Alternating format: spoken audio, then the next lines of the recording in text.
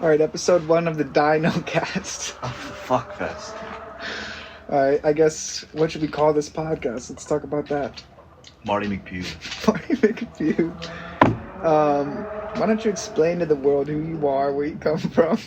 Hey guys, I'm Joe Rogan.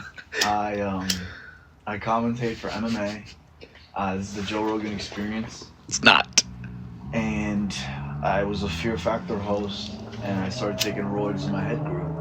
So this is where I am now. Hopefully we can make this thing go off. Nah, I'm just kidding. Those shitty fucking cars, bro. Bro, there's literally cars in this neighborhood or whatever. I hear that every night. Those fucking whips. Yeah. Alright, let me hit you with a hard-hitting question off the bat. Hold on. My name is Dylan. And, yeah, me and Julian, a.k.a. Lil Cross, have been friends for a while. Going on, like, 7 years now, probably. But we hung out. Really? Not more? We skated when we were, like... Should I be looking at the camera? No, it don't matter. No, I was looking at we skated in 8 years, because 16, we were hanging out when I was 16. We skated in 2014. Does that sound about right? I don't know. I was on It's drugs. 2015. 2014, 2015, we were skateboarding. I was the talk of the town. I was a great skater. Real good. He tried to, you know... Nah, it was good at skating. And then 20... Don't skip over the part where you used to bully me as a youth. Yeah, we had this friend named Zach Skunk. Rest in peace. Passed away. And then one time I saw him at a trampoline park and felt jealous and neglected by my buddy. So I took out that anger on the body. You're saying that. In the body. We need to clarify. Dylan was jealous that Zach was hanging out with me a lot. And it got to his head and it got to his heart. And Yeah, it cost I a felt bunch. left out, you know? I wasn't going to Zach's house anymore. So I saw him and he hit me with a smart remark that rubbed me the wrong way. So I hit him with a left hook right in the fucking stomach region, which was shitty of me, you know? And then he actually went behind the trampoline park and... Well, I got winded and I didn't want to like show you. I just like walked it off like I'm fine, but then I went behind the thing and I was like... And then the moms yelled at me and I was the town's bully. And that was it, you know? And then we started skateboarding. We made up. And we skateboarded for a while. We did that for a while. Then we went to the same high school. And he was into music. I'd buy weed off him. And then we basically just started hanging out. Smoking Film class. Film class was Film where? class, Mr. Guy. No. What was his name? I don't think that was that. I have no idea. I'm not Hold on, gonna give me remember. 10 seconds. Mr. 9, 8, 7, 6, 5, 4. It wasn't Mr. Guy. Mr. Guy was my elementary school janitor. Okay. Shout out Mr. Guy. Don't know why he popped in my head, but similar build, similar head shape. So, you know, misshapen head. We'll get back to that one later. But, then we started hanging out, film class, with this kid named Victor who abandoned us. Fuck him. No, I'm joking. There was a kid named Victor. Just let out all the tea on the pod. Who did abandon us. And we hope he's doing well, but, you know, that one stings. So if you see this, Vic, what's up, bud? Fuck. It stung for me more. It stung for me, too. He was a goofy guy. I liked to be around him, push him around a bit. You know, it was fun. Yes, but I was the scapegoat. Hold on. Let's finish our story. We'll get to Vic, maybe, if he pops up. We don't know if this is your time. Alright, you're taking the lead completely. That's fine, go. Sorry. No, I know, fine. but it's like, I didn't want to go You're like, I Victor don't know mode. if I want to do a pod. Then you're like, hey guys, it's me. I'm back for This is what's happening. Alright, I'm just making sure it's still recording. Fuck. So what happened? We started hanging out, film class, things were good. Okay, wait, let me say something.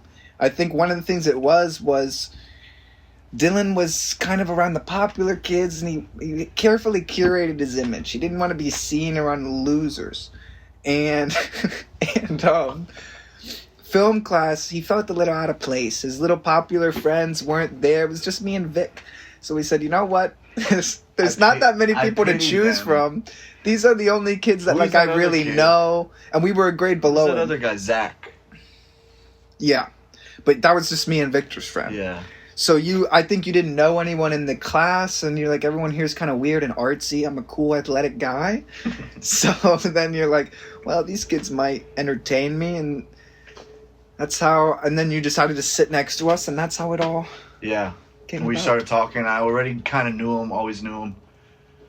Slowly started chilling, and actually, from my perspective, I was with this girl who shall remain nameless, and we had a bad breakup, you know, and the friends that I was friends with at the time, we kind of fell out, and then I slowly, you remember that? Yeah. And then I slowly started hanging out with Julian more, hanging out with you more. And then we were already hanging out, but then I just chose to spend my time with you. And we got closer, and that was like a tough summer for me, 2018. Same for you. That was the summer we were with each other like every day? Yeah, 2018, before my senior year. And you're saying tough because of the breakup? Just like a transitional period. Losing a lot of friends and kind of... Yeah, like different friend group, wasn't with her. I was like by myself.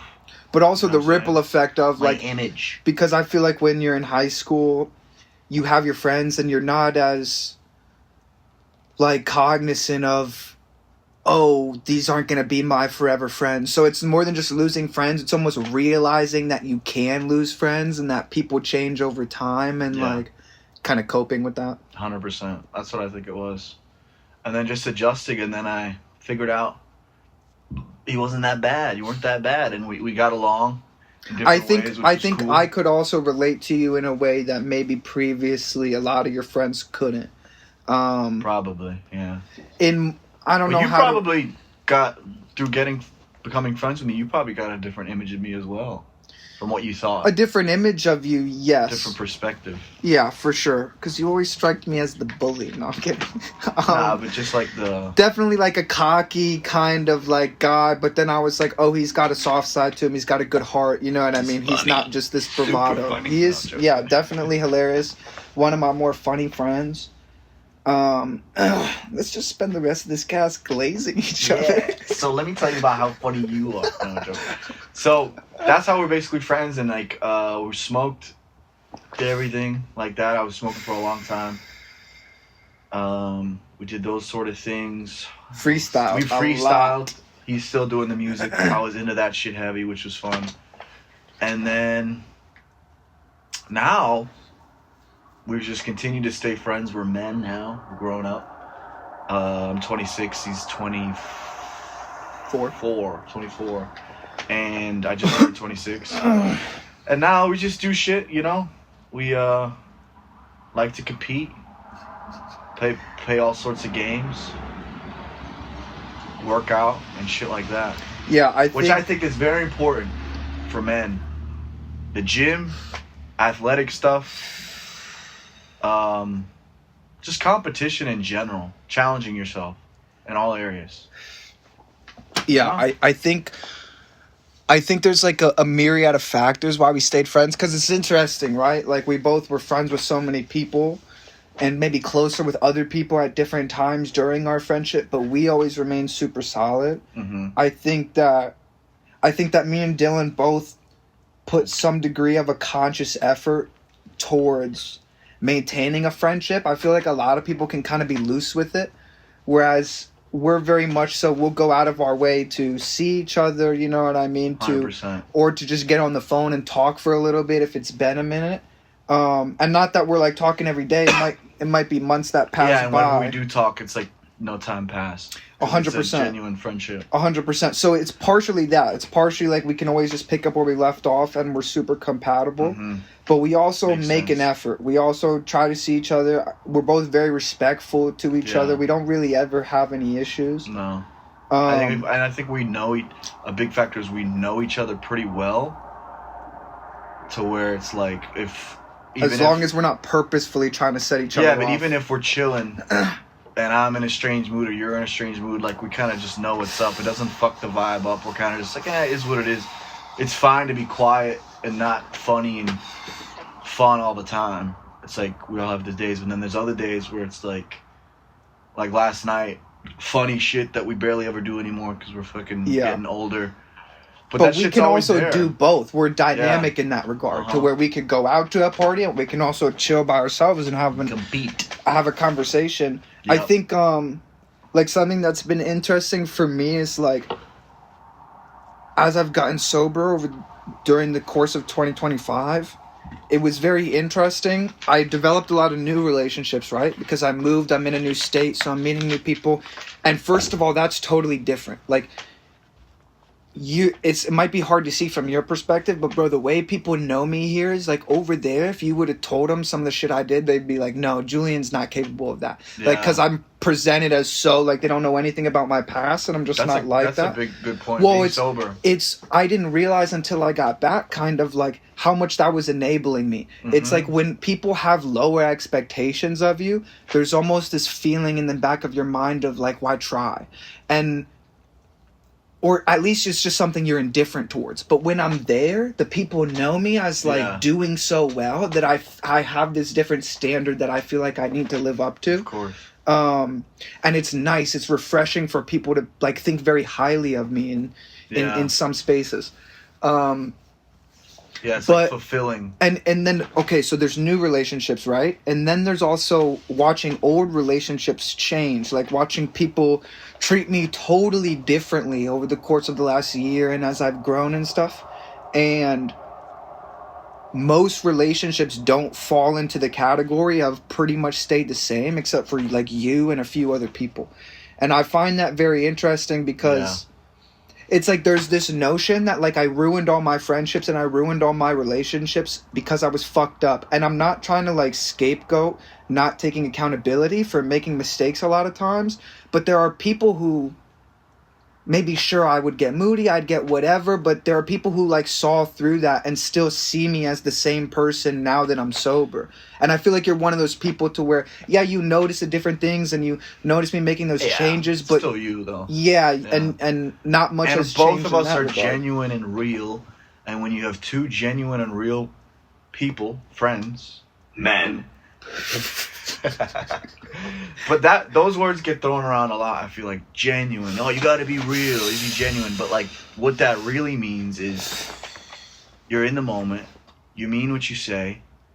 You don't have hidden agendas, hidden intentions, and you're real with yourselves. Obviously, we have moments where our ego can take us in a different direction, but at the end of the day, like, you know that your friendship has meaning, and it's like, and it's not, you know what I mean? It's not something that's there. I agree 100%, because I do have relationships where I think of like, why don't I feel as deeply about this relationship? Why do I feel more comfortable letting it go? And I think part of it is like, I think that we have a loyalty to each other that's like, you can't really ask for brothers. From all your friends. Like brothers. Yeah, like if something happened, there's a level to which we'd go to bat for each other and kind of put our own selves at risk.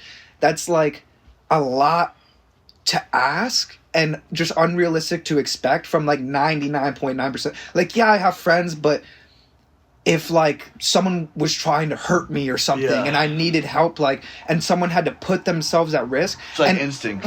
Right. And there's a lot of people that I wouldn't do that for, if I'm being honest. You know what I mean? If they called me and I'm like, there's only so much I can give out in this world. Like, I don't want to like waste that on you. You know what I mean? 100%. I know what you mean. And I feel like that's really important to both of us. And we also both know like how fragile that is and how like kind of like without each other, it's like good luck finding someone else. It's not the type of shit that... Yeah, because friendships are built through like years of trials and tribulations and going through shit and getting to know each other and grow together. And that's why it's hard. You could make friends, but to like... I mean, every now and then you meet somebody that you click with fast. And I have a couple friends in my life recently where like they're not on our level, but like, for example, like a guy like Jason, when I met him, it was weird. It was like, oh, it's like I knew this guy. There's stuff like that, but still, he's not like a right-hand man. But with years down the line, it could turn into that. But every now and then you just meet somebody and then you just kind of know, and it becomes effortless. Yeah. And things have to align up, like humor for us. We're both pretty deep thinkers, I feel like. And or at least we like to think we yeah, are, and sit there and yeah, and fuck we're around. like we're competitive and like we're similar in a lot of aspects, but then we also have big differences, like my perspective on things and how I look at them and how you look at some things and your input. So it's just like a yin and yang. Where do you think thing. some of those differences are? Give me an example. So we'll start with you. I'll say with you. I don't know. It's tough because like I know, but then when you have to put it into words, you know. Yeah, what I mean? that's why I asked. A little difficult. That's why I asked. It feels like sometimes, let's say, like for example, I was tripping about something earlier, and I was stuck in a certain mindset. You remember what?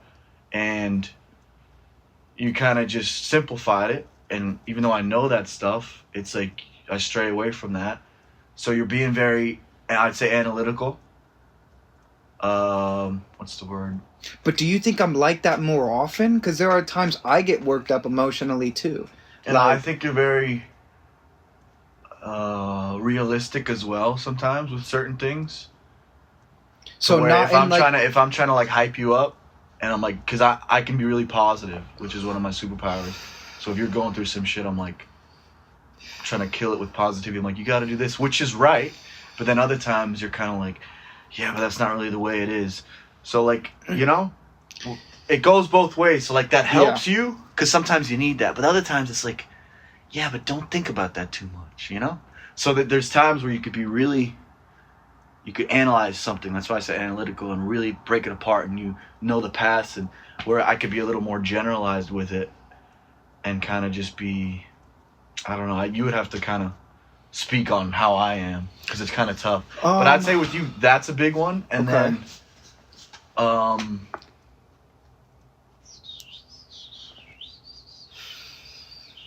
yeah, I mean, I don't know. There's a lot of shit that falls into that, but that's the one that comes to mind. It's tough, you know, to think about it. I agree. It's also interesting because I can think of a million things we have in common, but it's hard to articulate something. But we both know. And I think it's, but I also think like externally we present totally differently in regards to like maybe how we dress and kind of how we put ourselves out there in the world. Yeah. But I think when you strip everything away, it's like internally, it's very similar. That's a good point. But that comes down to personality then, right? I think that, yeah, I don't know. I think that also might come down to environment and stuff. Like, I think, like, I'm not, like... Well, that's why that's what personality is. Your environment, your life, how you grew up. I know, but, you know like, for example... Like, that's why we are the way we are. Okay, we're shaped but by... how do you think that fits into the idea of, like, I could meet someone that totally presents very similar to me, as you could meet someone that presents very similar to you, but it'll never work because internally, it's when you different. say present, you just mean, like, generalizations? Yeah, generalization, sure, but also, like...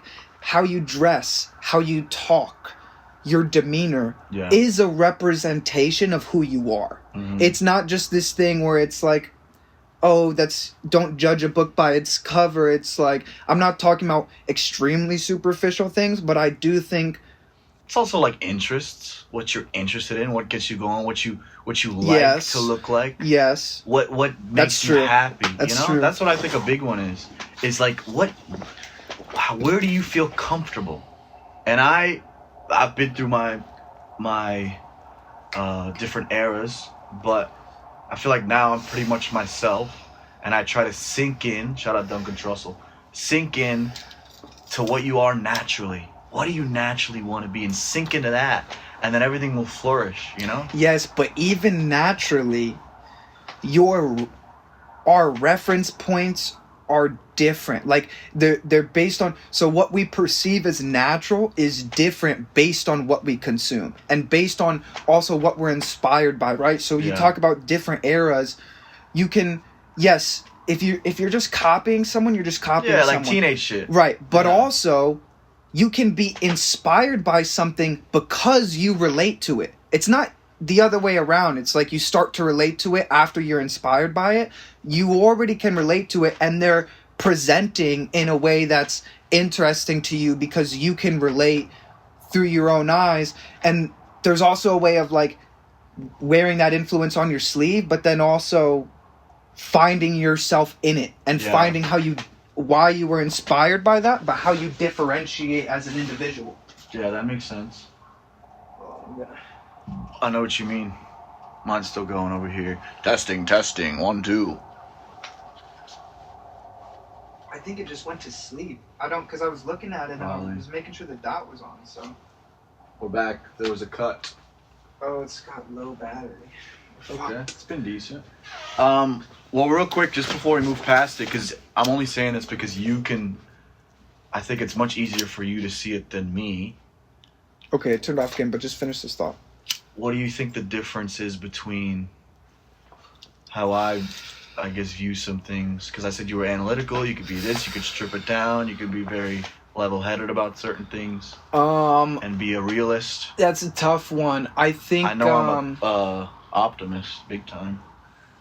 Yes. The camera's done? I don't know. I mean, it's dead, seemingly, so I'd have to... I think I can get an extension cord. We still got this going. Yes, that too. It's like if someone's already watched the beginning and the clip cuts, it can come back in 5 minutes. I don't care. Mm-hmm. I can go get an extension cord and try and plug it in and have it recording while it's plugged in. And then just keep like a picture up of me. Yeah, that'd be hilarious, yes. Okay, so...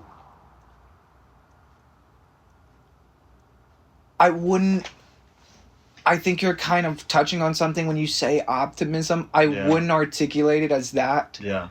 I just know I relate to a lot of those things. I think I'm a lot more internal than you are. I think you're pretty internal, but I can have moments of like anxiety and panic and mania and like and I could be a little more of a extrovert. 100%. Yeah. I could see that. But I'm specifically referring to like what I don't know if I'm not a scientist or a doctor, right? So I'm not gonna say it could be like a chemical imbalance of like having depression or whatever, because you know how those words are kind of thrown around. So I'm not gonna sit here and but I feel a little bit like I operate from a little bit of a deficit compared to you in terms of like baseline. Like baseline, just like that's feeling. Also just like based off you're coming out of a tough couple 100%. It might not be like that 5 years from now, but I'm talking about your baseline will be different. My current experience. Yeah, you know, that makes sense. And like, and it makes sense. Obviously, if you look at, knock on wood, but you could get depressed at some point in your life, and it could sometimes. switch. I just like you said, don't. But say I'm depressed. I think there's also something to say about like we don't know how it's going to be in the future, right? But based on the data, that's what it seems like to me. You know what I mean? And maybe I can turn it around, whatever. Yeah. I'm not speculating on the future, but I think that would probably be the most noticeable difference between the two of us. Okay. And then yeah, also being an extrovert, like definitely brings kind of the social aspect into it a little bit. Right. I think that those things probably go hand in hand, but because I always said sometimes, we all have our highs and lows, but all I can do is speak for how I feel, right? I don't know how it comes across, nothing. I just know sometimes when I'm on some highs and things are going right in my life, I'm doing the right things, and I'm feeling good about myself and my surroundings, my highs are fucking high. And I've told you before, there's times when I feel unstoppable. Like, okay, but that's but that's also based on where you start from, right? So if you're starting here and you get those boosts that bring you up 10, you're here. Yeah, I'm high. Right. Bro, if I'm starting here know, and I get those same boosts that bring me up 10, I'm where you're at normally. So it's also like your ability to get high is also a testament to your baseline, you know? And I was also going to say my lows are pretty low too, though. Like I said with me. Yeah. I would debate as low as mine. Yeah. You know what I mean? So so we can jump on the same scale. They're all different, though. But it's also, we're the same, I think, in regards to our ability to jump back and forth. But if my baseline's lower, then it knocks it off skew. No, I get it. But it's also like a lot of factors too, where it's like if I had your brain, I'd be like, fuck, like with certain things. But then maybe some things that I'm down about, you're like, fuck, I'm not used to being down about this kind 100%. of shit. Like little shit that we don't even talk about. I think also in environment, like what we went through as we grew up and how that shaped the way that we frame things and the way that we view life. And that stuff is breakable, but it's also the hardest thing to break ever is how you frame something. Have little shit. And not even from stuff that went wrong, just the way I grew up from developing. Yeah, that like is still sometimes a struggle. We all like, do. Why do I fucking, you know? And then you think it's gone for a while, and then it comes back again. You're like, oh, like Mike Tyson said, I'm still that little boy in the Bronx with a tiger in the spine. There's something, I've been like in really close contact with that because of getting sober. Like, kind of 100% having that much of a life reset. It made me question everything. It brings you back. And I know exactly and what it you're put saying. me in a position too where it was like easier to reframe because I was like thinking about it. And I got a taste of that when I stopped heavy weed smoking. A taste of it. Now it's different depending on the drugs you're doing, but any sort of clarity will bring you back there depending on. And some people avoid it. Well, it was just so drastic. Yeah, it was so like that it's like it's not something that's realistic to be doing in normal life. Yeah. Like it required me to like not have to do anything but not take a drug, and like it required that level of like intent and reframing, and it also created that much space. Like when literally kind of everything you have going for you has to take the back seat to solving. I don't have it. I'll grab it. When everything you have going for you has to take the back seat to solving a problem, then like when suddenly you don't have to take care of everyone and do this and do that, and then I know what you almost have more leverage to like reframe and change your mindset, because before changing my mindset might mean sacrificing a bunch of shit that I was unwilling to sacrifice. My business, you know what I mean? My friends, my proximity to them, my relationship, you know what I mean? 100%. Like shit had to get bad enough for that shit to even be worth it. Getting sober, bro, is that like we all have problems and issues, right? But until you strip away any sort of fake stimulant or whatever you want to call it, numb, you know what I'm getting at. There's a word there that changes your mood physically and mentally, all that kind of shit. Until you get down to your baseline, which is just your brain sober and how it functions without anything, you're not going to know a lot of things about yourself, you know, because you're numbing them. And it's like, that's the point. Like Theo Von talked about this, where he's like, you need to get off the antidepressants and that kind of shit because you need to figure out how to deal with your demons. Yes. On your own. Yeah. You know? Otherwise, other stuff will help, but it's not going to be the same as if you, like, do it naturally and organically, like, just with your thoughts in your brain and your sober yes, mind there's and body. Also people that are, like, going through shit that, like, they're so deep in the trenches that, like, it's not like they don't know that. It's that, like facing that is almost, like, there's a reality to cope that's, like, realist in the sense of, like, I know what I'm trading for. I know I'm, like, slowly killing myself, but, like, I'd rather slowly kill myself than have to deal with that shit. Like, the mess that I made for myself is so, you know what I mean? It's almost like a pursuit. I think that the way that a lot of people talk about getting sober is very, like, idealized in this kind of self-righteous way of this, like, if you do the right thing, things will be right. And then people are able to scapegoat on that realist point of view and be like, I don't care if it's right. I think a better way to frame it is like, someone who gets sober should be getting sober, like, even if things don't get better.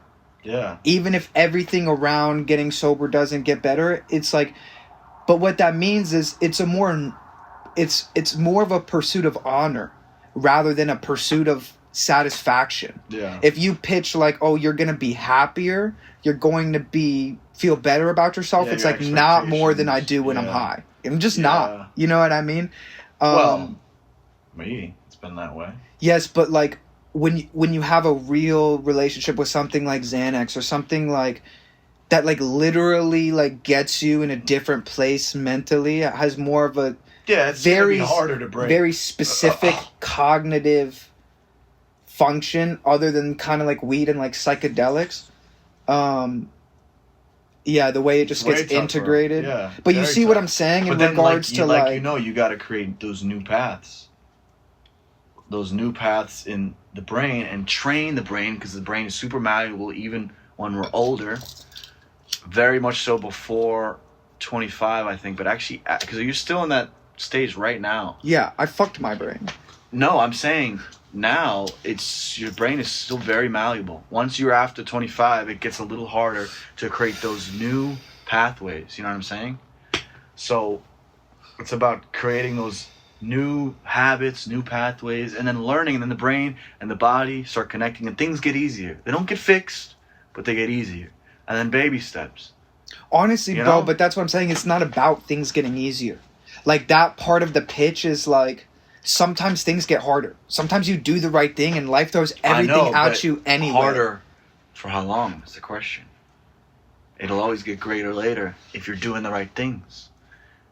And I guess it's just been easier for me to frame it, because thinking of that easier is kind of what creates this thing that snowballs into spite of like expecting more from life, and then that's why I get mad at it. You gotta be real. So it's the way that I've had to frame it so that I'm still staying sober even when everything sucks, no thanks to me, has to be different. It can't be for ease, because things would honestly be easier if I didn't have to do that. You know what I mean? It has to be like out of honor. That's life. It's like out of nobility. Yeah. Exactly. It has to be like, no, I know this is going to suck, but I'm going to be someone who embraces the suck and not someone who runs from it. It's specifically an honor thing, though. Not like, this is easier to embrace the suck. It's more so like, no, I should do this because that's what... I didn't mean... When I say easier...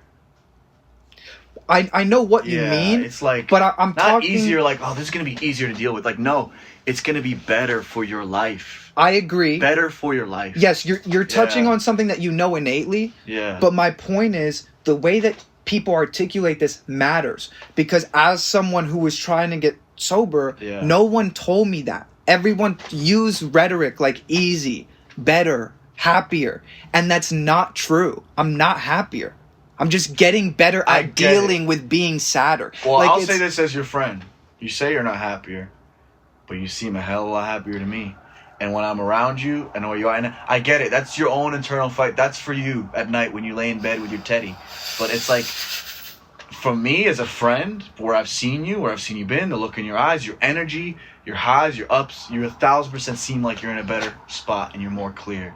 Whether or not that's what you want, I don't know. But I'm saying you seem happier. I guess the term happier, like maybe What is happiness? Exactly. Like that's... Comes in waves. But again... My point is the rhetoric around getting sober. I think your highs now are higher. I agree. Yeah. I agree. You hear what I'm saying though about like the way that was my fight, like dealing with a lot of people that use that rhetoric of like happier, better. You know what I mean? 100%. Easier, and me like, but having to reshape it into something that made sense and clicked because believing that. And then going out and doing the better thing, and then things not getting easier and things actually getting harder because I'm doing the better thing is like getting the rug pulled out from under me and like makes me want to go back and cope. So I have to reframe it in order to keep going. Bill Burr said this shit one time though, where he's like, everything's gonna be all right. And he's like, and even if it's not gonna be all right, why not just pretend like it's gonna be all right, and then if it's not, deal with it then.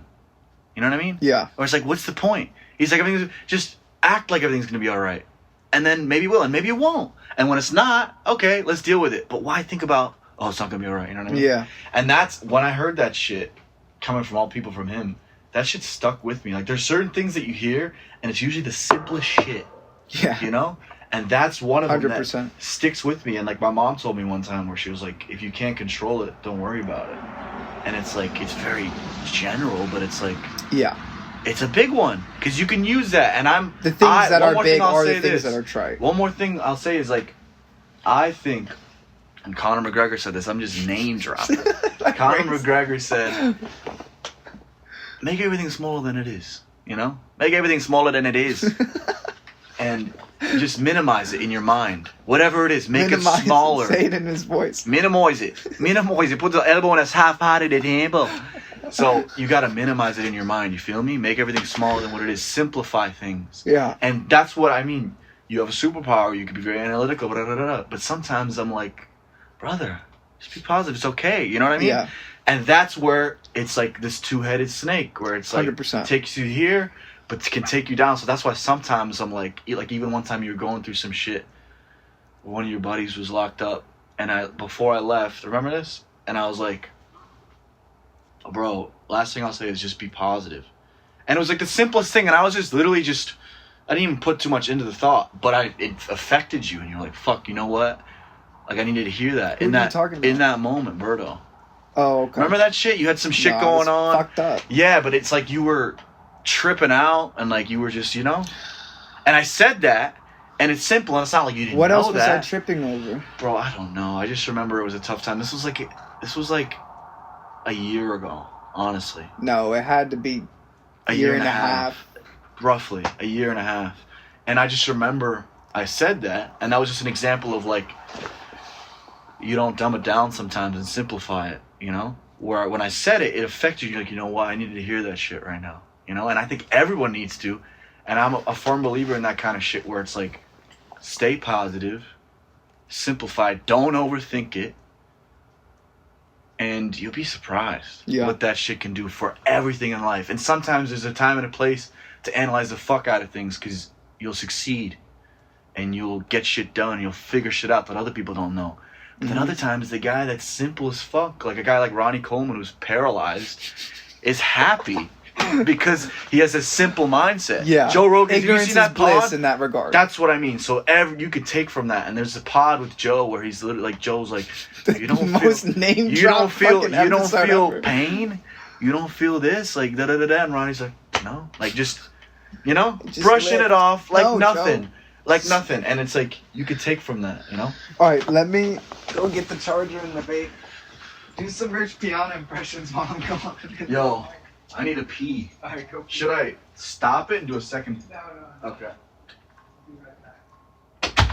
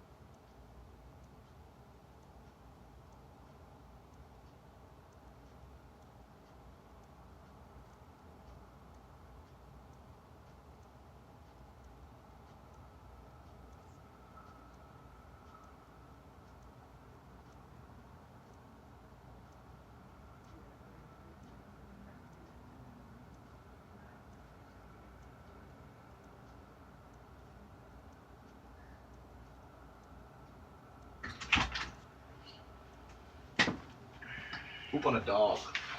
Alright, do you mind plugging that in?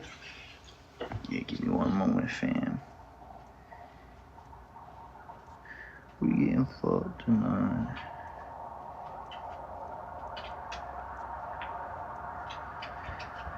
I text back somebody. Okay. Lock in.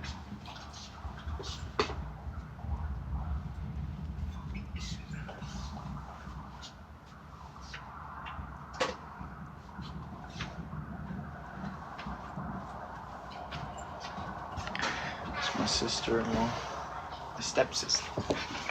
Remember that? Oh, feels good to just talk though. Bro, I told you this is my prediction. I'm screwed. You know what I mean with the simplify shit though? Yeah, 100%. I'm like, bro, and that's like one of my staples to my mindset. You know what I mean? I think about things too much to... Of course. And I do too. And I'm not sitting here... Like, I'm already past the point of no return, I feel like. No, you know what I mean? yeah, I know, but I'm just saying, it's not even like that's just me. Oh, Dylan just simplifies everything. I'm just saying that's one of my pillars I fall on sometimes. When shit's going wrong, I know what you mean. I fall back on it. I'm like, wait a minute. And the amount of shit that's got me out of, and like Billy Burry said, bro, everything's going to be all right. And if it's not, deal with it then. Deal with it now on a porch with a kid in a green jacket and a gassy ass.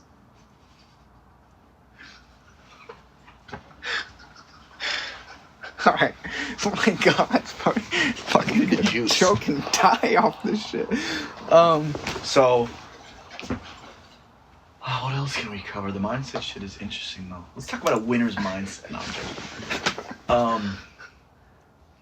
Hold on. Bro, you're kidding me. It's dead? It's fucking dead. Bro, I didn't do that. You fucking ripped it. It would have died for you, kid. It died for the right guy. Yo. I'm 5'10", 190, heavily muscled. Pretty good guy, you know. I have my ups and downs, but this is me. If anybody was curious on my stats, 69-inch reach. And yeah, 16-inch biceps. No, I'm just playing. Self-glazing at its best. Merry Christmas. Christmas past. It's January 1st today, 2026. Just turned 26 years old a few days ago. Life is good. I'm going on a cruise with my brother in 2 days. And yeah, just excited for this new year. Got a whole year ahead of us for new experiences. Who the fuck are you talking to? The police. You'll listen to that back later. And I said, no, you snapped, bro. You went dolo for a second. Bro, if we can get dynamic to where we can walk in and out of shots and keep the pod going. Naturally. I try to take the reins. No, I'm so glad, dude. I was worried that like you would fail. Yeah, honestly. Come on, bro. No, more of like because the camera is on, we wouldn't be able to have as good of a conversation. But we're changing the way we talk a little bit. But that's just the first few minutes. 100%. Now we've settled in. I know, but also you feeling comfortable to the point of like now you're just recording yourself talking and you're like. Not thinking about, it's cringe, whatever, and you're just understanding the value of that. Super cringe shit. As soon as you walked in, I dropped my stats. Well, I said 5'10", 190, but then I said some real shit after. It is cringe, but nothing. It's funny. Nothing good is like not cringe. Yeah. Like to make cool shit in life, you have to take risks. Mm-hmm. You know what I mean? Through any lens, you look at someone talking crazy, and you're like, that guy's insane. Losing to only delusion if you can't make them a reality. Yeah. Shout out Mike Tyson. If Mike Tyson lost a little more, he'd be cringe. It's all fucking bullshit. Nah, it's crazy. What else can we piggyback off? Yeah, and I think, you know what? A lot of people in life, when they're going through shit, it's always good to talk it out with people, but I think, I don't know. I keep going back to the positivity, but it's like, it's so simple, but we complicate things, you know? Because we're like in a world where like it's just, we're on a fucking rock spinning. It's like, there's so many different things, media factors that complicate our lives and our minds and our souls and our energy. And it's like, when you just strip it down to the core and get naked, you really just know that everything's gonna be fine. You know what I'm saying? And you get cards and you got to deal with them. Deal with the cards you're dealt, and make them work. You know what I'm saying? 100p. And sink into who you are. Just repeating. For real though. Oh, bro. A big one. We need to get this clipped and put like motivational music. Dude, you know what behind it. last year's theme is? It's January 1st. So last year's theme for me, Yeah. the second half of the year, Was specifically like the third and fourth quarter, was being natural, you know? And like in regards to what? just like how I want, when I say how I wanted to be perceived, it's just like, you know, we all think like, what do I want? Who do I want to be? You know what I'm saying? And once I started focusing on kind of working backwards from like putting yourself in the perspective of someone else perceiving you. Yeah, and it's kind like, of working backwards from that of like, how should I be behaving to be that person that I want to be? Yeah, and it's like, how are people seeing me? And why aren't I getting the responses I want? Or 100%. why aren't these conversations going how they should? And then as soon as I locked in and focused on just being natural and just kind of just being who I am, not overthink, not trying to be something or trying to sound a certain way, and kind of just relaxing and sinking in and being in the moment, so many things started to go right for me, just on a personal level. How I feel. And it goes back to what you said about how simple things are. Like it's so funny. Like we think we're having epiphanies, like discovering mindfulness. Like you basically just explain. What I mean. That's like the theme of this. It's like, you know, and that's why people talk about it so much, because it's so true. 100%. And there's a time and a place for certain it's things. It's interesting that, like, I feel like even in the moment where that occurs, it feels like an epiphany. Because, like you become mindful, and there's almost this feeling of, like, how did I forget? And why aren't I doing this all the time? You know what I mean? In terms of, like, when you're really able to kind of sink in and breathe where you are. So you gotta meditate like, and shit. Yeah, there are times where I'm, like, having panic attacks, and then there are times where I'm mindful, and I'm like, how did I even get there? Like, how long did I let it go where I wasn't, like, breathing and reminding myself of, like, that I'm alive and that I can touch things and feel things? Right. And it's like, it feels retarded. It's like you're having this epiphany, you know what I mean? And you're like, oh my God, I'm alive. And it's that simple. Take you somewhere else. And like earlier on the court, I was somewhere else. It's like I wasn't even in the moment. And it's like, sure, there's a time and place to stress about certain things because they're going on. But like, you know, think about them, put them in their box, and then recenter yourself and be like, I'm here now. Let me focus on what I'm doing. Let me be positive. And it's like you check the boxes. It's like, it's become to me a point of like recentering myself, like just breathe and like focus on the fact that I'm breathing. Yeah. Like just almost like literally like, yeah, like meditate for like 5 seconds or do like the exercise of like, okay, what are my feet feeling right now? Okay, what are my legs feeling? What are they touching? What's my knee touching? Yes. And like it's you have to practice it it's often. Almost like otherwise you can't even get a taste of it when you want it. Yes, practice it often, but I don't practice in like setting aside time to meditate. I like practice in regards to like thinking about it. Trying harder and harder to recognize when I'm in a place to have a moment like that and taking advantage of it rather than just trying to recognize it. 100%. I think it's more so like recognizing the moment as an opportunity to do it, because every moment is an opportunity, and not setting aside time. You know what I mean? Like making 100%. It a chore. Yeah, that's the thing, right? And it can be tough to do it on your own sometimes when you're alone, and just really, I don't find mean it that. easier at times. I what I'm trying to say is like if you're down in the dumps, you're feeling shitty, you know. And things aren't going right, and you're just feeling in a bad, ratty mood, and you know you could feel it. You're like, I'm in a bad mindset. For me, sometimes it's gotten a little harder as I've gotten a little older. Maybe because some of that ignorance is faded away, and I'm a little more, you know? Yeah. It can be a little tough, but then when you sit down with someone and have a conversation, and then you're like both saying shit and realizing shit, you kind of get reminded of it, and it puts you back in that mindset. And the brain is so powerful, like I said, back to the shit about the pathways.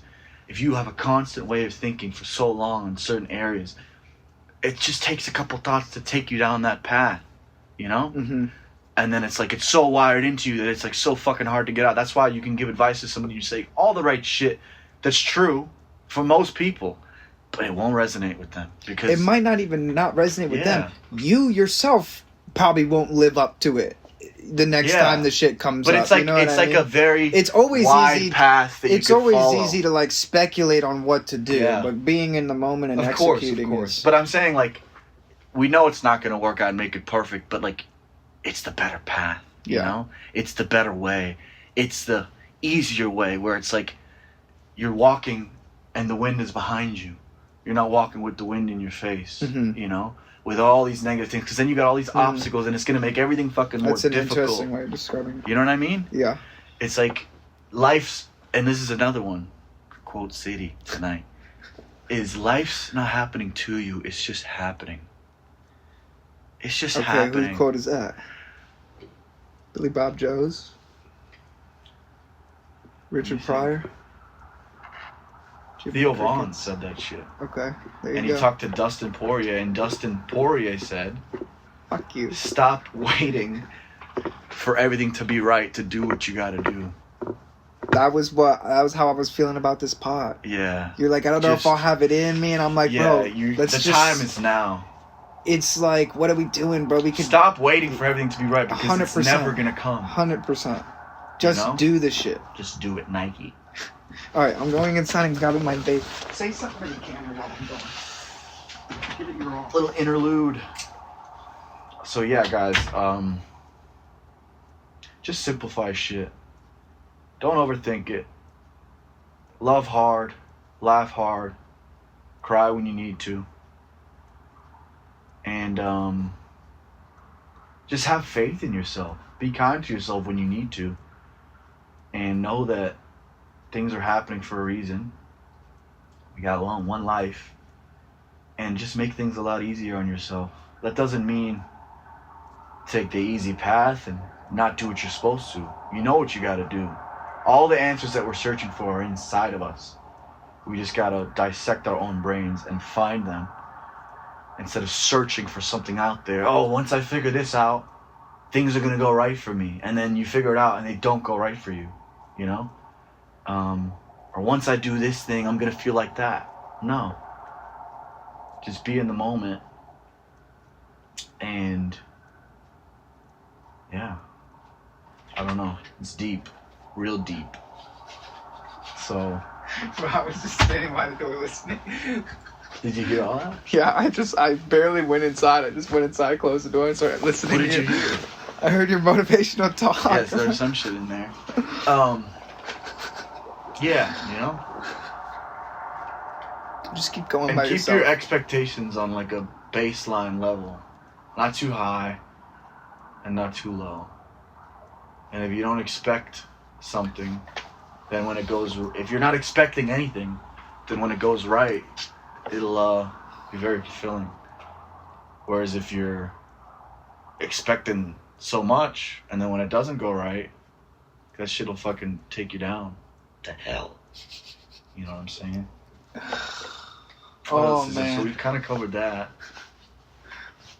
We went from how we met to how you should approach life on a day-to-day basis.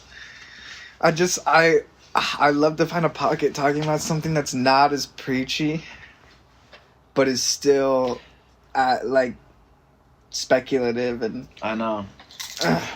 I feel like it's important to say, what's like, after right we now? go on for 20 minutes like that we're just two guys talking shit. Of course. This is how we live. Fuck you if you don't like it. We're just bullshitting and kind of just... We know that we're not deep and we're not cool. No. We know that it's cringe. We're doing it anyways because we're not afraid of that. And some people are going to hear this and be like, shut up. But other people will be like, fuck, I need to hear that. And, 100%. And let's go into this topic. So a lot of men, young men, struggle these days, and I think because of social media and the expectations and the views and the putting women on a pedestal, to talk to women. They struggle to talk to women and come across how they want to. And I remember I gave this kid advice one time where I was like, bro, stop being negative about shit. Like, if it didn't go your way, let it roll with the punches. Don't overthink it. And just have faith in yourself. And I said some simple shit to him, but like he really needed to hear it. So I think when it comes to the guys that struggle to talk to girls and be themselves, it's just like they're just people, you know? talk to them like they're anybody else, like they're a friend of yours, and just be natural. Like we said earlier, be natural with things. Be cool. Be yourself. Be nice. And if they be nice, be of course, considerate, and don't try. Don't be a creep. Too hard. But if things don't go the way and they don't like you, it is what it is. But 95% of the time, 98% of the time, they love you. If you're just being yourself and being natural, you got better odds. Yeah, I wouldn't say 98%. No, but I'm saying they'll fuck odds with you a lot more than they would if you were like putting up a front. Some people, some women, some people are women or people. We're in dangerous waters, by the way. I'm sitting back and I'm letting you walk this tightrope. I'm sitting back and letting you episode 1 walking the tightrope out the gate. Some people are better than others at recognizing fakeness. Fakeness and insincerity. And a lot of women, I feel like, can pick up on that shit pretty fast.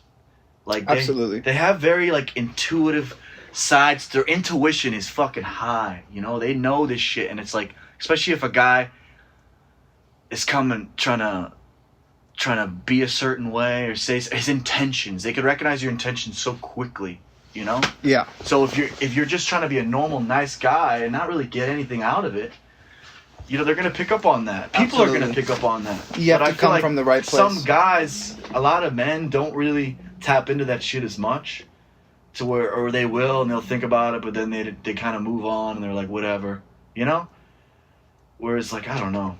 It's a very interesting topic. But I think in general, if you're a guy out there and you struggle to talk to women and you don't have... Hit me up. If you don't have faith in yourself and you're struggling with confidence, you got to ask yourself, are you a social person? Do you talk to a lot of people every day? Because then you can kind of check the boxes. Like, yeah, I'm really social. I get along great with people. I do this. My job is social. But it's just the women. Then it's usually a self-confidence issue in your own wrongdoing. It's not like a social issue. Then there's other guys out there that don't talk to anybody. And their problem isn't talking to women. It's talking to people. Yeah. You know? And I have a buddy of mine who struggles with that kind of shit. And it's like, you got to just force yourself and take L's. It's part of the game. You're not going to get them all. You're going to get rejected. But the fact that you went up to them and grabbed your balls and went for it, and tried, rather try and fail than fail to try, means something. Also, it's worth saying that this quote-unquote advice, or this suggestion rather, is to people who are like looking to hear something like this. Yeah. I think there are also plenty of people who are like super comfortable. Like, I think there's another side to like being an introvert that's being comfortable with being an introvert. Yeah. And I think a lot of people's desire to be social can be projected on them. So a lot of people can feed you like, oh, you don't get out a lot. You don't, you know what I mean, have that many friends, blah, blah, blah. And so you feel an obligation to because of that. But I guess I'm speaking from my own perspective as of recently. Like, I've really had more value in like understanding that like it's okay that I don't want to have a million relationships going on right now, and it's okay if I want to be a little antisocial. Yeah, and it is okay. But for you, it's like that's not an issue that you're really having, because you have yes, but also like I've fallen victim to rhetoric of like, you just got to get out there, you just got to, you know what I mean, and like done it with my heart not being in it, you know what I mean? So yeah, I'm always very cautious of like how. Yeah, I think what I mean when I say like talk to more people, it's like if that's something that you want to do, that's missing in your life, that you feel and that you're searching for, then like of course. Yeah, I think so.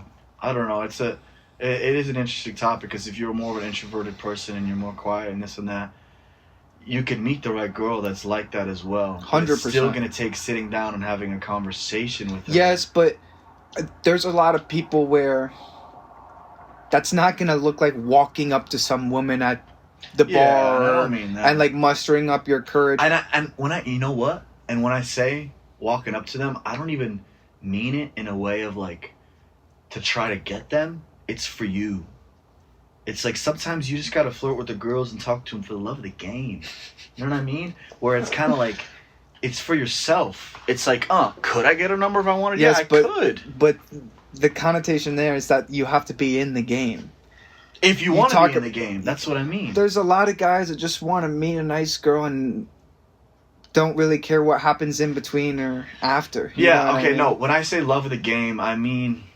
You mean love of the game. No, what I mean is becoming the game of, like, life. Becoming your most confident self where you feel good. But... That's what I mean. Not the game of getting as many women as you can. Right, but there's...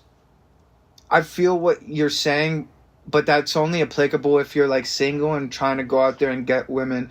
I definitely, if you expand that, like, kind of gamifying things to just all relationships and how you go about socializing in general, not just with women, I think suddenly that applies to so many more people. You know what I mean? But that's why I said it's not even about the women. It's about being 100%. social and talking to people and, like, just being comfortable. You could be introverted but still be comfortable talking to people on your own level. You know, like my comfortability versus someone else's. I agree. That's kind of what I mean. But I know what you're saying. And like you're saying is like it's coming from a perspective of someone that can be extroverted. And coming from the perspective of you're in a relationship now, but a guy that was just single. You know what I mean? Like that's... And had to fucking build myself right, up. So your reference point for like a scary social interaction is that a lot of people could use your advice, but not in that same way. Their reference point is something different. Their reference point is like making eye contact with people while they're talking to them. Yeah. You know what I mean? That's a big one, but baby steps. Like, but that's what you're saying. If you zoom out and articulate it in a more general way, I think suddenly a lot more people relate and understand. You know? Yeah, I'm being specific, but like, exactly. Being comfortable in your own skin and getting out of your head. And like if you struggle 100%. with anxiety and you want to talk to somebody, focus on them and what they're saying. You're not very hard to do. Very hard to do, but if you're focused on them, then you can get engaged in the conversation and then it's a skill, it's a muscle. And it's like even me, I can be very social sometimes and feel like I could talk to anybody, but then if I'm not doing it enough and it's been like a week even, I feel fucking stale. It's like I'm not always someone that could talk and be very social. Some of my friends see me that way, but there's so many times where I gotta try. Like, we're all human, and some people, like you said, it's worse than others. But I feel like focus on what the person's saying, get out of your head, and kind of just don't care. Stop caring so much. That's a really big one, right? You can care, of course, but like if you really generally don't give a shit, but you're still nice and you still care about what they're saying, but you don't really care how you're coming across, then it's like people are going to recognize that. And even if they don't like you, they're going to say, wow, this guy doesn't really... It's not as much for other people as it is for yourself. Yeah, exactly. But I'm saying it goes both ways, right? Because when the people recognize it, you recognize it, they respond, you respond. 100%. And then it's two energies. It creates an environment where it becomes easier to do that. Yeah, it's like a flow. Yeah, I think... a lot of people are like in so deep that it's not a lack of awareness about that. It's more so just the challenge of it. Like the statement, like get out of your head, is baby like focus on what they're saying. Yeah. You know what I mean? It's like baby steps. Start by. And here's a big one: if you're feeling nervous with a girl or a person, tell them. You know what? I'm feeling really nervous right now, and then you'll be surprised. Little mechanisms when you say it and you play it out loud and like it's okay, it's fine. They're going to recognize, like, oh, he's being honest, at least. 100%. Whereas if you're keeping it in, and you're like, I'm so fucking nervous, I'm going to try not to be. Okay, so... I'm going to try not to be. Okay, there. I think you're putting your finger on something. Yeah. Making the internal external. Like, because again, get out of your head just sounds like get out of your head. What's a practice, something that I can... Exactly. Something that I can institute. Something that I can try and remember and use as a mechanism that like functions for that purpose, just vocalizing things. Yeah. So whatever it is you're thinking, self-deprecate. Say it though. Yeah. You know what I mean? Say like, and obviously even that's easier said than done. Of course. But at least that's a tool, but more so than just like a. It's a start, and it's like the first few times it's going to be so hard and so difficult, and you're going to hate. You're going to feel very uncomfortable. But then if you do it, you'll probably find that you'll leave the situation going. Well, like, that is also a practice thing. So first of all, it's rooted in your desire to get better. If you want to get better and you want to be able to socialize better, then you're gonna have to do some hard shit and practice. But that is the name of the game. It gets easier when you do it. Like, as something that I've been thinking about lately is like, as an artist and the way that I view kind of being authentic in my music and being authentic in the way that I like display myself and my music, a byproduct of that has been not only do I open up to the world and like my friends and strangers about the like my deepest darkest secrets and the most vulnerable side of me, but I specifically project that like because I make music about those things. When I'm sitting there promoting my music, I'm sitting there and highlighting like the worst parts of myself and showing them. And that wasn't the intention. That's like a symptom, a feature of making music like that and then wanting to show people. And what it's resulted in is like an insane amount of armor in regards to like how easily I'm able to like open up to a stranger or be vulnerable. I was just gonna say an armor made of vulnerability. 100%. Like, it's a strength, and a lot of men are like, specifically with women, don't want to be vulnerable because they think it's weakness. Now, sure, sometimes also with other men, dude. Yeah, of course. And I know a lot of guys that'll cry in front of their girl and not in front of their friends that are guys. That's what I know a lot of guys like that too. Both ways with people. People don't want to be vulnerable, and a lot of men don't want to be vulnerable because they think it's going to be seen as weakness. Like, yes, unfortunately, it can be, and sometimes it is. It can be perceived as weakness, right? And there's a time and a place for it, right? You shouldn't always be vulnerable. That's cool though. That's like, I'm cool with always being vulnerable. I'm cool with like people perceiving me as weak. I'm cool with like giving up on the idea of cherry picking what parts of my personality or parts of my past that people are going to know in order to curate their point of view of me. If it happens to come up the first time I meet you that like I spent the last 8 years of my life as a drug addict, I'm not going to purposefully hide that so that you don't walk away only thinking that of me. I'm like, I've given up on it's so performative, and I've even given up on a regard of like, this is interesting, okay? So I've been thinking a lot about how integrated performance is in general social interactions. For example, someone tells you a joke and it's not something that's making you laugh, but it's something that whatever, you want to acknowledge that you heard their joke, you smile. Or someone looks at you in your eyes, says, how are you doing? You smile, right? And it's not like an instinctive, like, smile. It's like a gesture that you're purposefully making to signal something. I got, like, so tired that I got to a point where, like, I haven't even been doing that. Or another example is, like, someone says something, and you don't have anything to say, but you feel like interrupting the silence. So you go, yeah, I understand, whatever. I need to answer something, bro. Urgently. I do. Something.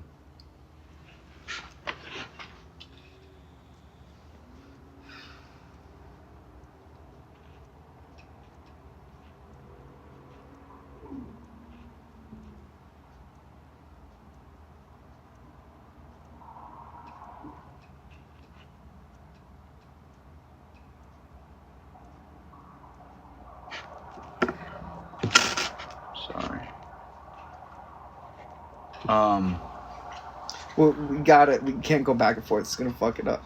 I know. So, like, just get out what you need to get out. What, this? Yeah. Okay, gotcha.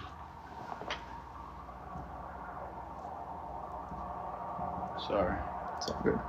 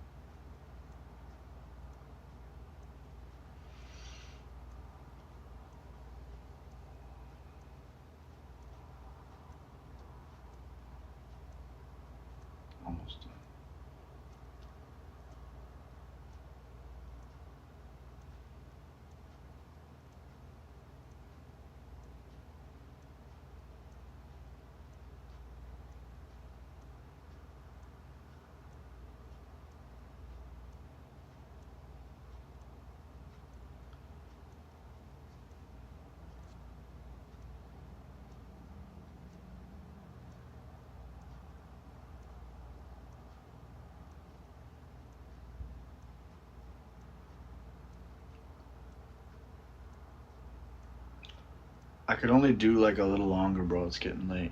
Okay. It's fine. That's Can fine. we do like 20 more minutes? Yeah. Okay. We got plenty.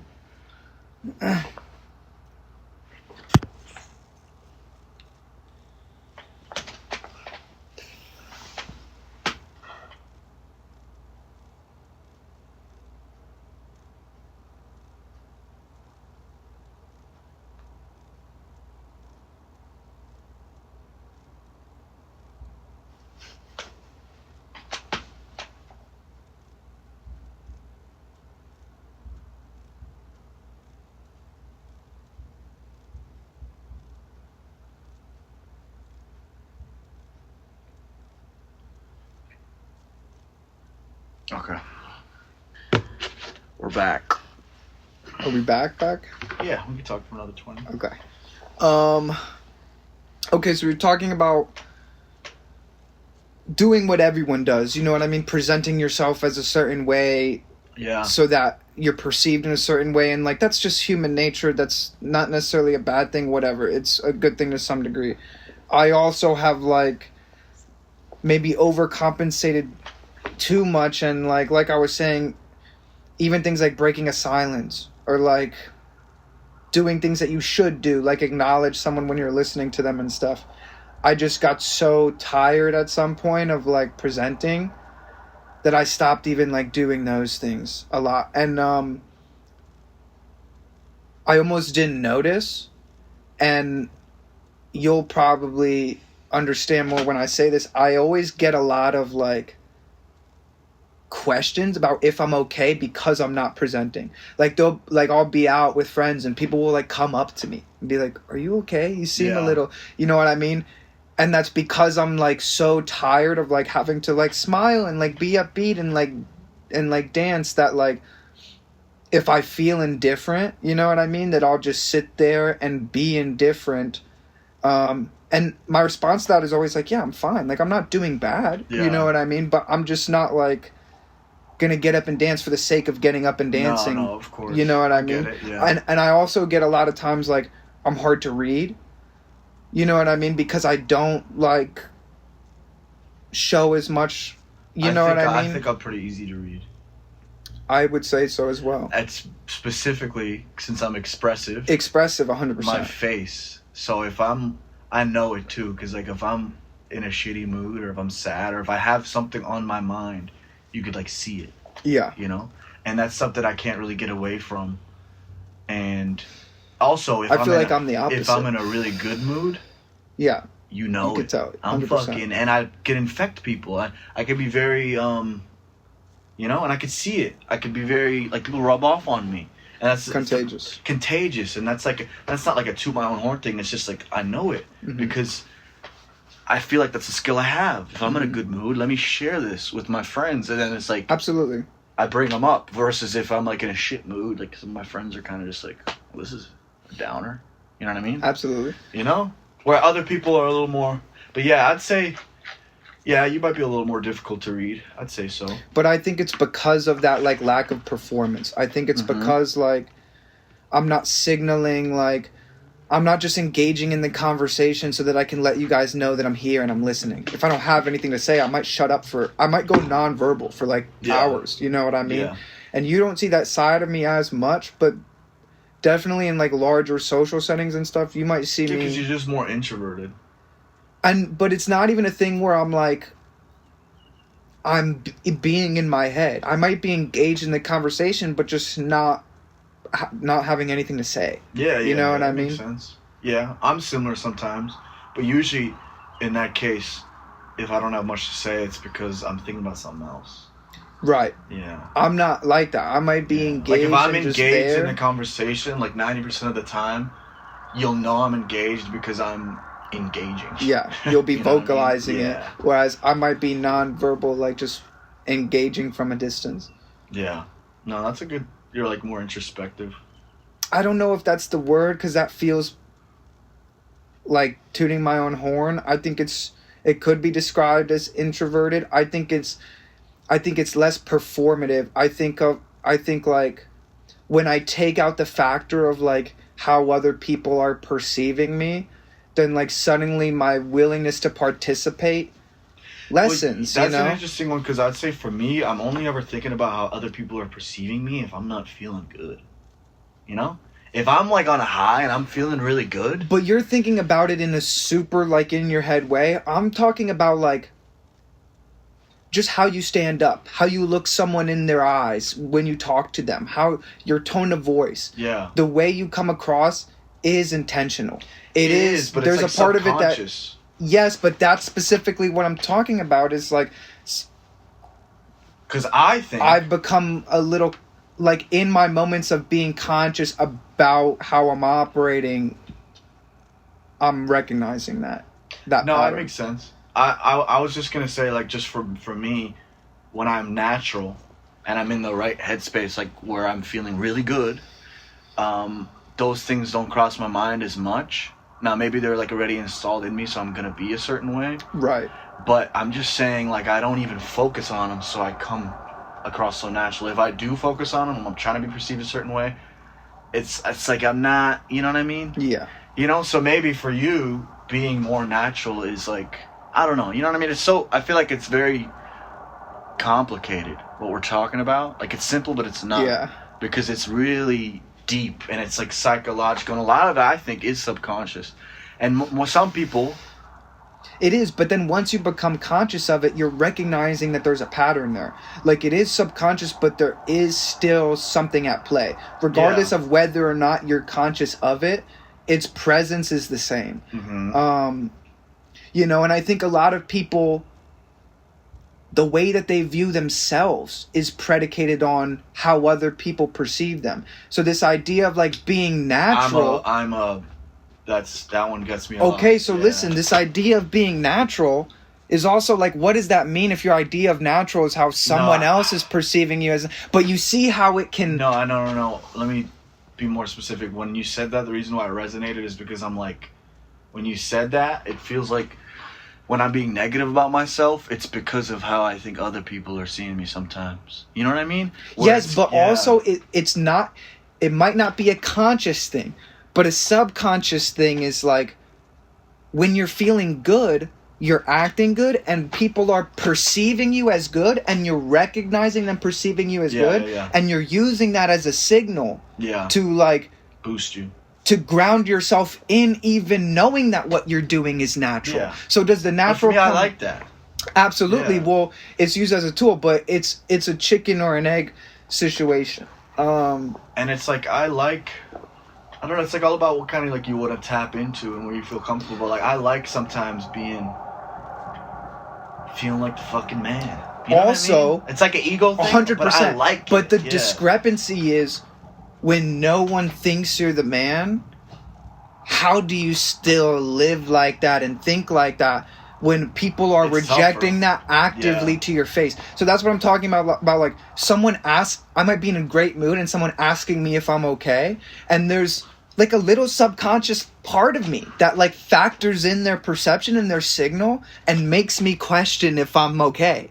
So it's like knowing and being confident that I'm okay in spite of being, and not living by that signal and recognizing when it's wrong. You know what I mean? Or when everyone thinks one thing of me and I know that I'm not that.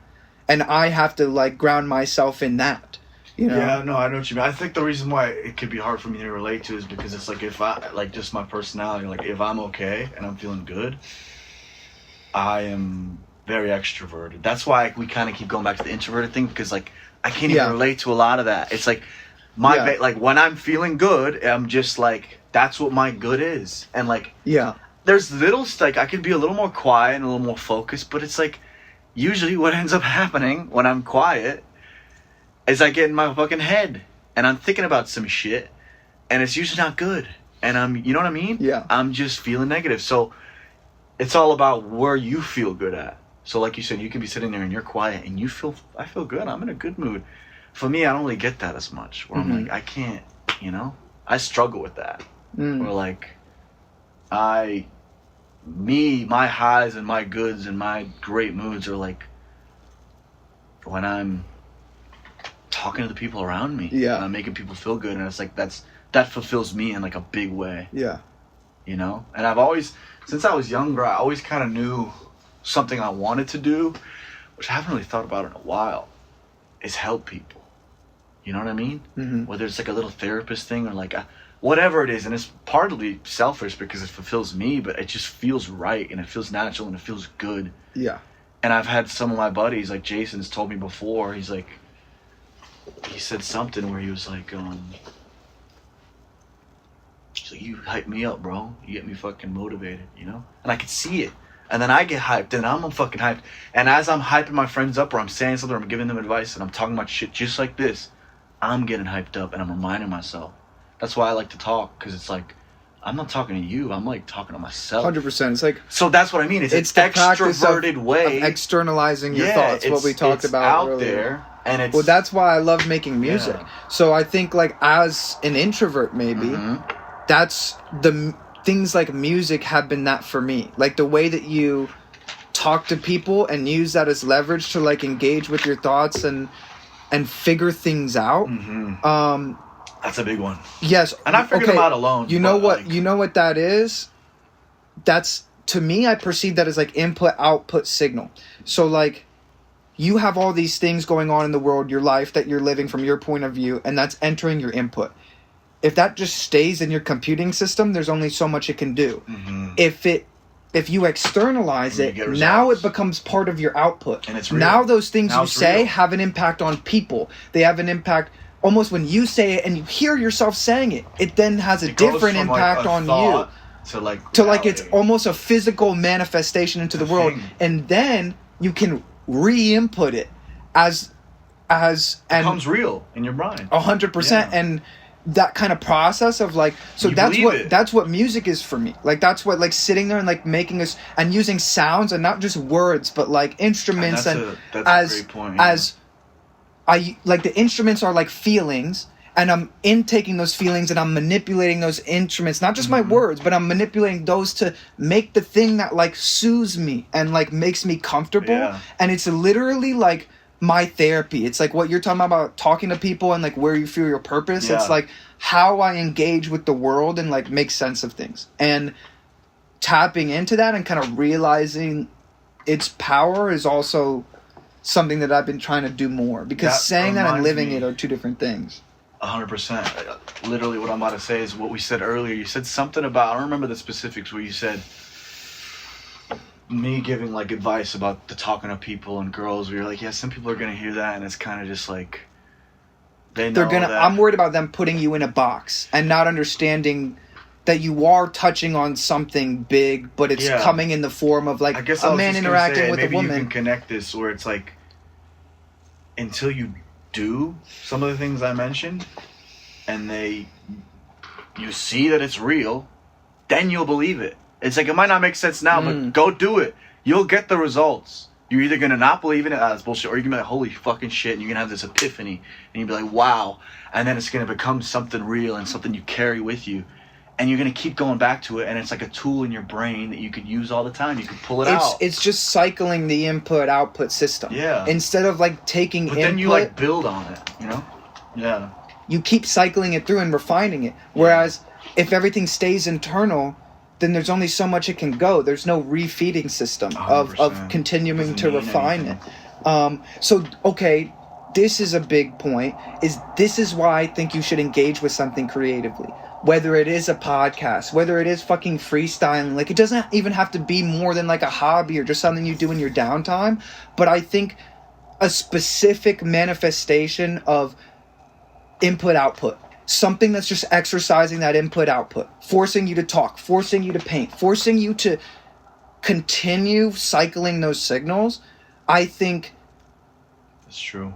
Is the reason also why I think you would make some cool shit, and I think you would really find yourself in it, and I think it would really serve you. What is it? But it doesn't fucking matter. Do shit like this. I know. You know what I mean? Like this. if you... Okay, a great example of like something that you've done in the past is like record those videos for yourself. Yeah. Bro, make that thing 30 minutes and then go make a piece of content out of it. Sit down and have fun setting up lighting or finding a cool outdoors place and to sit down and and get those thoughts out. Write them down. Refine them. Go back to them. Revisit them. Make notes, and then put out a little short story. Like, and it, you know what? It can manifest in any way. Just do something. You're right. You know what I mean? It literally feels like I have all this input, and you don't have enough output in my brain. 100%. And it's not going. That's what it is. And then I'm fine. It's like I'm limiting myself. I'm like, I'm living, and then we do some shit like this, and you finally have that moment of output, and you're myself where I'm like,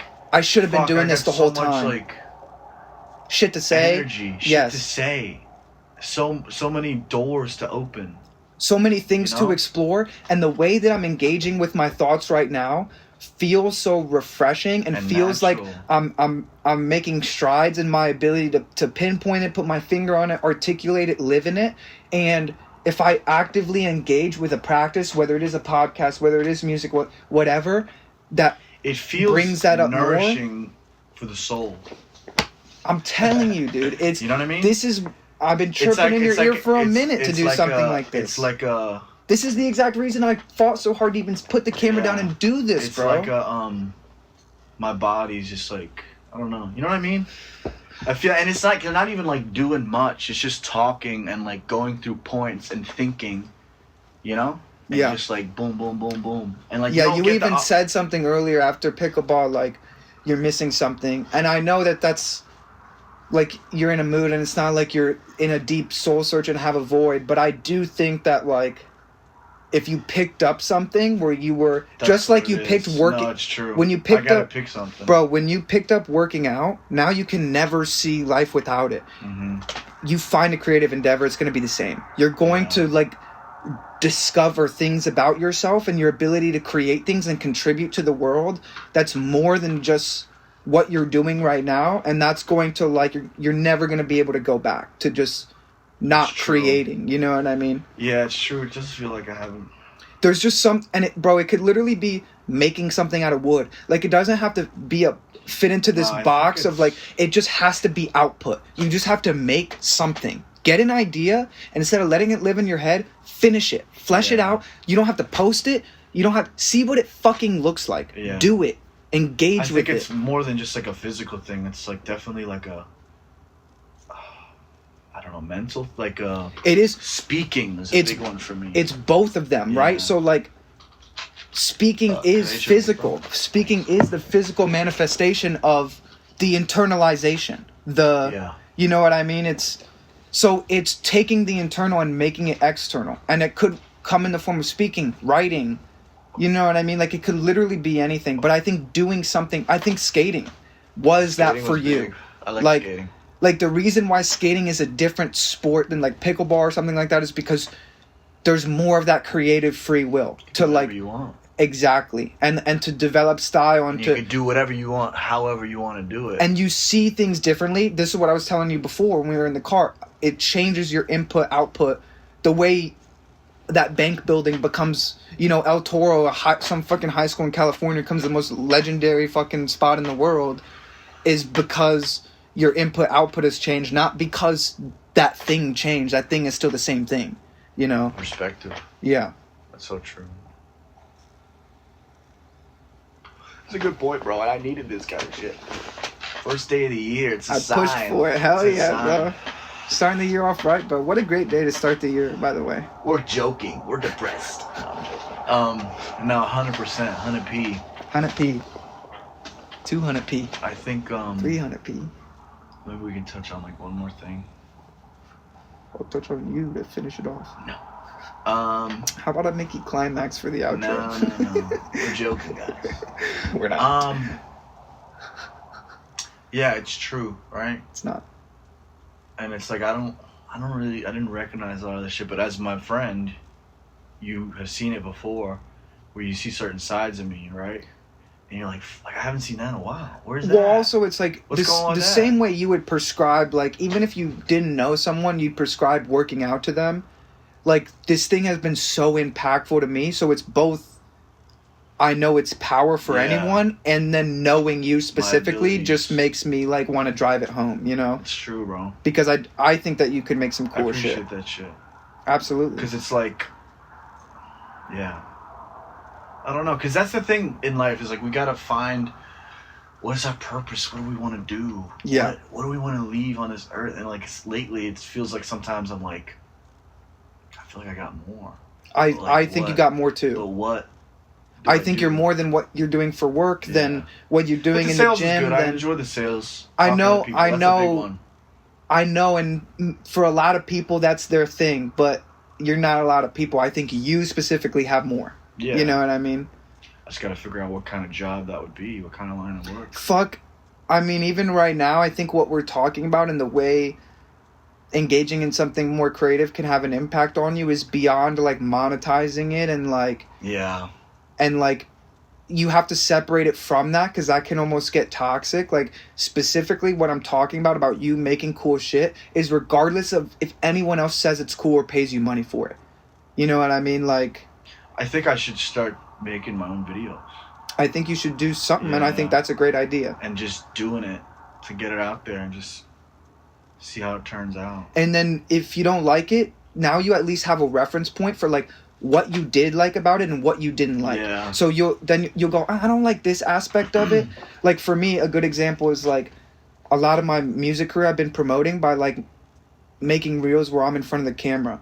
And the recent short film I did, I was like trying to come up with content, and in my mind I was like, after being in front of the camera all this time, I don't want to be in front of the camera. So I adjusted. So I like made a video where I was filming other things and finding cool. Nice. So I'm like, I'm doing things that maybe I don't want to do, but I'm learning what I want to do as I do them, and then I'm moving and optimizing for that. I think a big one for me too is breaking habits of life where it's like doing the same thing, and if nothing changes, nothing changes. Doing the same thing and looking at things the same way. Yeah. When you do that creative, you start looking at a plant as a beautiful shot. You know what I mean? Like again, to skate spot is a big reference point for describing this, but it really works in regards to how your perspective on things, like you said earlier, perspective can completely change through a creative output. Yeah. And it literally dictates the way that you see the world. Yeah. Like, on every fundamental level. I know.